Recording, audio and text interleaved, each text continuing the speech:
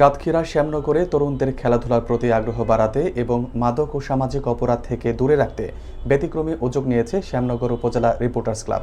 সোমবার বিকেলে শ্যামনগর পৌরসভার জমিদার বাড়ি জেকেএসপি ক্লাবের খেলোয়াড়দের মাঝে ফুটবল বিতরণ করা হয়। অনুষ্ঠানে প্রধান অতিথি হিসেবে উপস্থিত থেকে ফুটবল বিতরণ করেন উপজেলা রিপোর্টার্স ক্লাবের সভাপতি ও সিনিয়র সাংবাদিক এসকে সিরাজ। এ সময় স্থানীয় গণ্যমান্য ব্যক্তিবর্গ ও ক্লাব সংশ্লিষ্টরা উপস্থিত ছিলেন। বিস্তারিত থাকছে এসকে সিরাজের প্রতিবেদনে।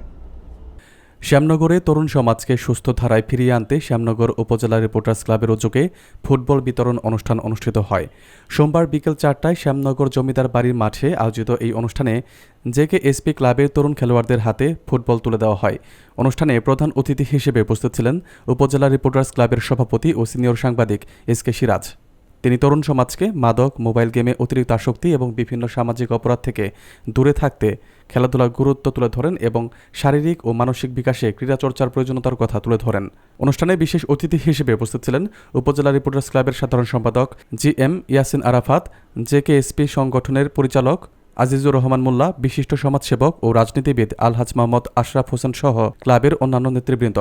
সমাপনী বক্তব্যে আলহাজ মোহাম্মদ আশরাফ হোসেন তরুণদের সঠিক পথে রাখতে অভিভাবকদের ভূমিকার উপর গুরুত্ব আরোপ করেন এবং এ ধরনের উদ্যোগ ভবিষ্যতে জাতীয় পর্যায়ের খেলোয়াড় তৈরিতে সহায়ক হবে বলে আশাবাদ ব্যক্ত করেন।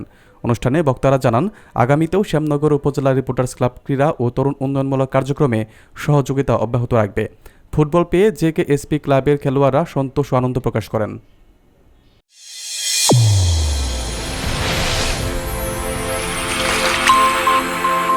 চ্যানেল A1 হৃদয়ের স্পন্দন।